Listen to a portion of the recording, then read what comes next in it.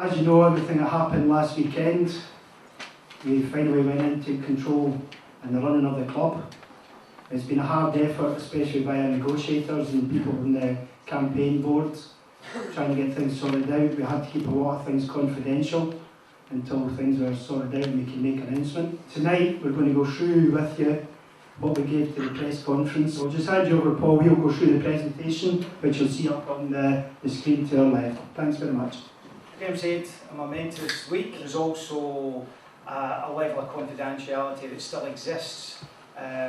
So there's some things that we just are not able to say because certain people have asked us not to say things, so you've got to respect that. Tonight, as well as at the press conference on Friday, it's about trying to engage with people and make them think differently.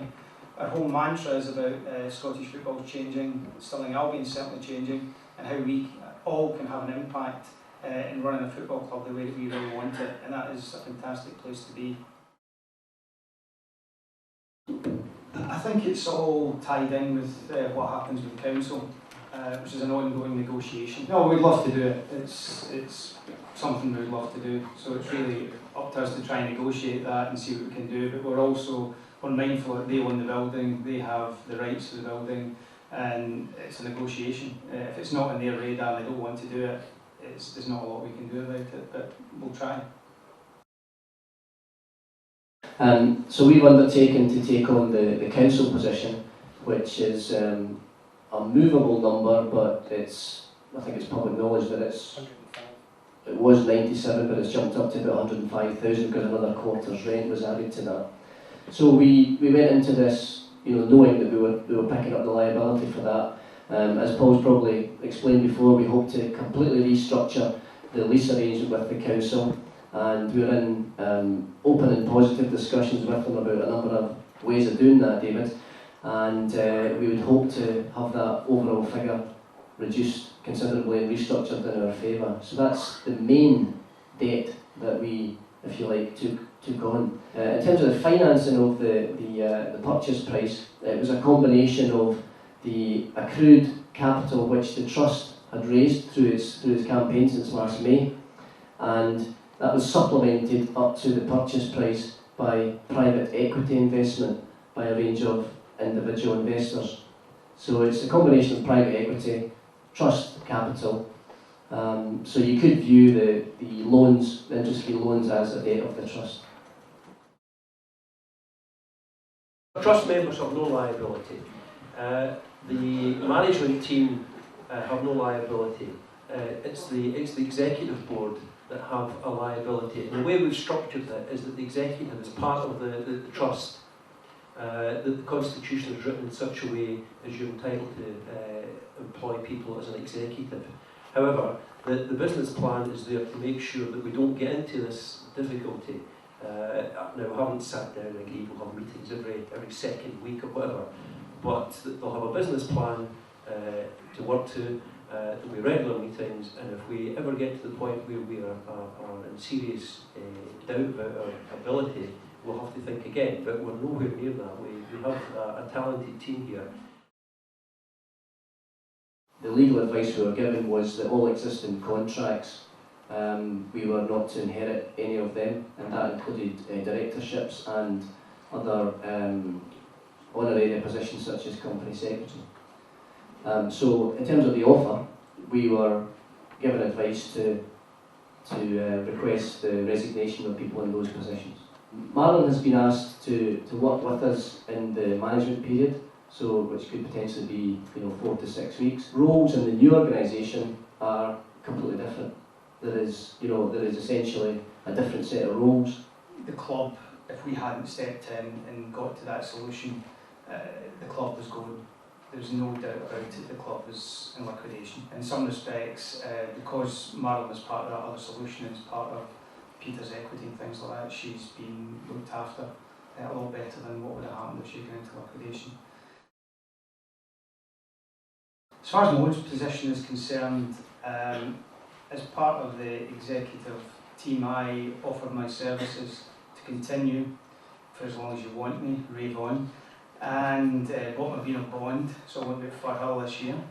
And hopefully I can continue to kind of drive the kind of commercial and strategic stuff. The campaign team and the exec team were all happy to accept me in a role there where I would work part-time but would be based there full-time and act as a consultant and continue hopefully the good work that I've started. How long that will last for is kind of up to the Stirling Albion fans and things. The pitch did give us cause for concern. We had a look at it and we knew that the deal was getting very, very close, Michael, and we were seriously concerned about it. So prior to the deal being concluded, and I really do stress this was a major, major concern for us because we were potentially facing a pitch which would not be fit for purpose for fixtures. Kevin Brunton gave us his professional opinion that if we got sufficient water onto the pitch, he would be able to carry out his normal summer pre-season maintenance programme. I don't know if you've had a look at it this week, but with water having fell on it last week, and we got the fire brigade to help us out with several lashings of water as well, and it's looking an awful lot better. Kevin has given us his professional assurance that the pitch will be fit for purpose for the new season. The second question I think you asked was, are we going to work with the youth system?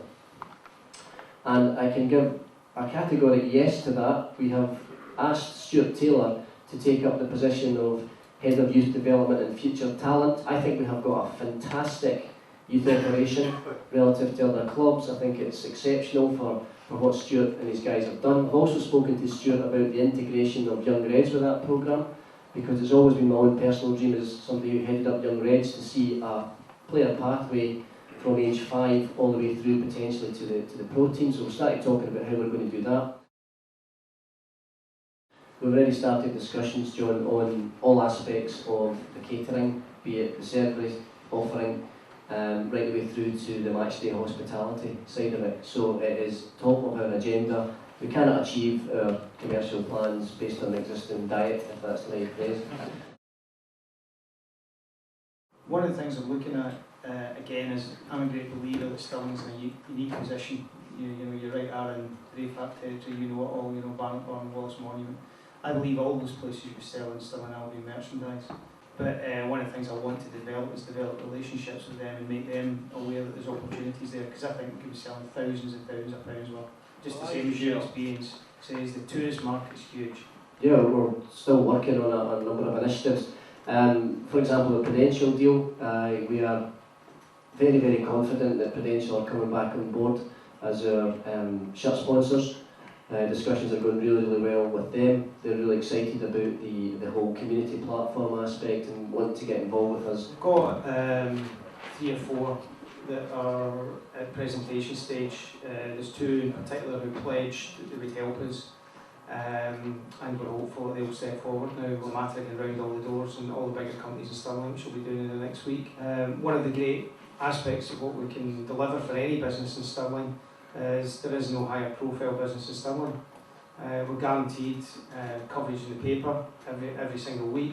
We've created a huge Stirling Albion brand, which was never there before, and we want people to be involved.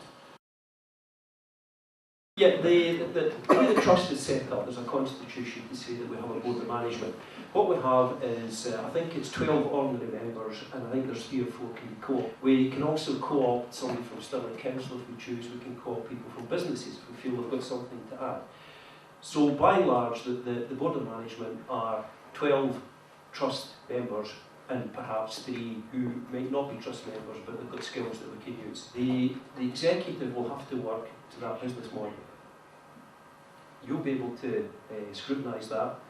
The board of management will be on a weekly basis, monthly. That's a decision still to be had. And the executive will be held to account. If the board of management aren't happy, we can sack the executive. Come next May, you can sack the lot of us. And you're right, it's 1 member, 1 vote. Now, I'm absolutely confident we've got the right people, the right skills to do the job. The shop we had is under the auspices of the trust. They had someone interested in the shop for a 3-year lease, which effectively booted us out. We can hang on to that shop for a period.